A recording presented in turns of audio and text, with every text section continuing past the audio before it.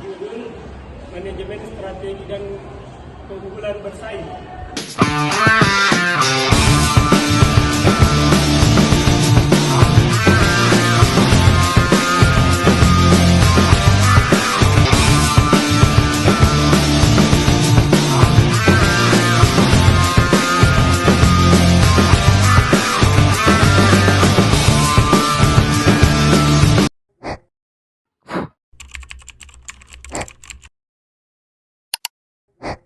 Saya akan membacakan materi kami yang berjudul Manajemen Strategi dan Keunggulan Bersaing. Materi pertama yaitu apa itu manajemen strategi bisnis. Manajemen strategi adalah proses perencanaan, pengorganisasian, pengarahan, dan pengendalian sumber daya organisasi untuk mencapai tujuan jangka panjang.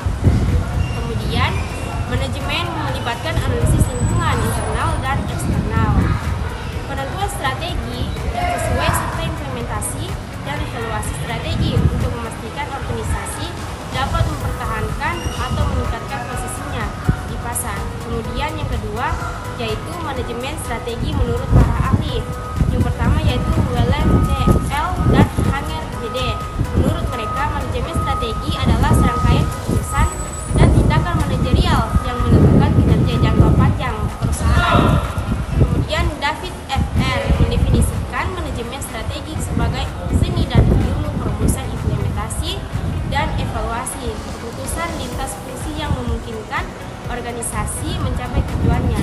Kemudian yang ketiga yaitu merumuskan strategi. Yang pertama yaitu strategi korporat atau rencana tingkat tinggi, misalnya pertumbuhan, stabilitas, diversifikasi. Yang kedua strategi unit bisnis, bagaimana bersaing di pasar, misalnya diferensiasi dan fokus biaya. Yang ketiga strategi fungsional atau strategi spesifik di bidang pemasaran, keuangan, dan operasi. Selanjutnya, pemantauan dan penyesuaian strategi. Pemantauan dan penyesuaian strategi fleksibel dan siap untuk menyesuaikan strategi berdasarkan tren pasar baru atau perubahan internal. Lakukan peninjauan dan perbaikan secara rutin, secara terus-menerus melacak kinerja melalui KPI dan metrik. Selanjutnya, keunggulan bersaing atau competitive advantage. Keunggulan bersaing atau competitive advantage adalah kemampuan suatu perusahaan untuk menciptakan nilai yang lebih tinggi bagi pelanggannya dibandingkan dengan pesaing. Keunggulan ini bisa berasal dari berbagai faktor seperti inovasi produk, efisiensi biaya, layanan pelanggan yang superior, atau diferensiasi merek. Perusahaan yang memiliki keunggulan bersaing akan lebih mampu menarik dan mempertahankan pelanggan serta memiliki daya saing yang lebih kuat di pasar. Keunggulan bersaing atau competitive advantage menurut para ahli. Yang pertama, Porter ME 1985. Menurut Porter, keunggulan bersaing dicapai ketika perusahaan dapat menawarkan nilai yang lebih besar kepada pelanggan atau menyediakan nilai yang sama dengan biaya lebih rendah daripada pesaing. Yang kedua, menurut Barney J.B. 1991, Barney menyatakan bahwa keunggulan bersaing dapat diperoleh melalui sumber daya dan kapabilitas yang bernilai, langka, sulit ditiru, dan tidak tergantikan dalam kurung Frio Framework. Selanjutnya, keunggulan bersaing menentukan keberhasilan bisnis. Keunggulan bersaing adalah kemampuan suatu perusahaan untuk melakukan sesuatu yang lebih baik dibandingkan pesaingnya, sehingga menciptakan nilai tambah bagi pelanggan. Keunggulan bersaing bisa menjadi faktor utama yang menentukan keberhasilan bisnis karena mempengaruhi posisi pasar dan daya tarik konsumen terhadap produk atau layanan. Contohnya itu perusahaan yang mampu menawarkan produk dengan kualitas lebih baik, harga lebih rendah, atau inovasi yang lebih cepat cenderung lebih sukses dalam menarik pelanggan. Selanjutnya, keunggulan bersaing menentukan keberhasilan bisnis. Poin utamanya itu value proposition, menawarkan nilai yang lebih tinggi kepada pelanggan dibandingkan pesaing. Selanjutnya, sustainability. Keunggulan bersaing harus dapat dipertahankan dalam jangka panjang.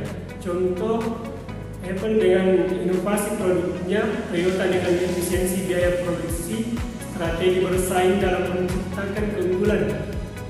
Strategi bersaing adalah rencana perusahaan untuk mencapai keunggulan di pasar melalui diferensiasi, biaya rendah, atau strategi fokus. Strategi ini membantu perusahaan untuk menciptakan keunggulan bersaing yang dapat mengalahkan kompetitor. Oke, selanjutnya strategi bersaing dalam menciptakan keunggulan. Yang pertama itu strategi biaya rendah, dan kedua itu strategi diferensiasi dengan menawarkan produk atau layanan unik yang dihargai pelanggan. Contohnya, Tesla dengan inovasi kendaraan listrik. Ketiga, strategi fokus, menargetkan ceruk pasar tertentu dan memenuhi kebutuhan spesifik mereka. Contohnya Rolex dengan jam tangan mewah. Selanjutnya, bersaing di pasar. Bersaing di pasar adalah memerlukan pemahaman mendalam mengenai kompetitor, perilaku konsumen, dan perubahan lingkungan bisnis.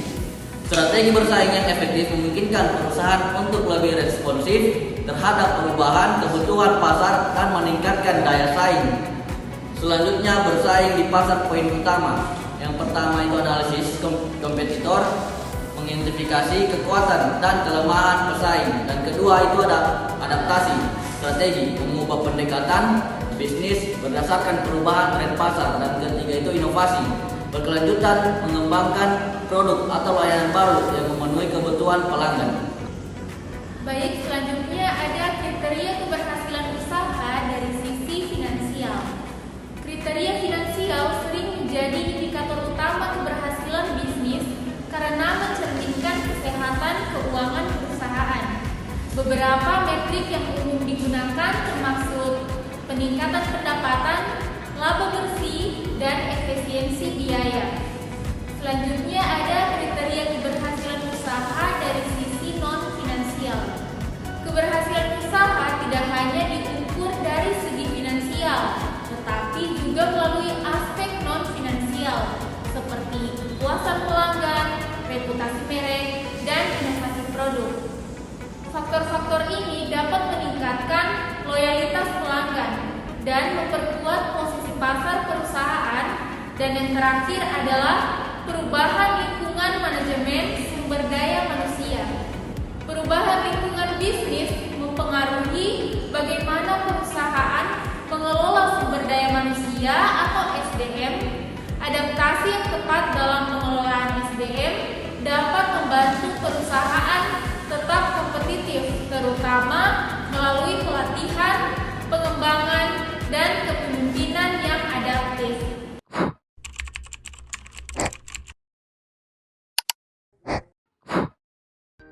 Dilansir dari situs resmi ukmindonesia.id, yaitu membongkar strategi bisnis mie gacoan, mie pedas nomor 1 di Indonesia.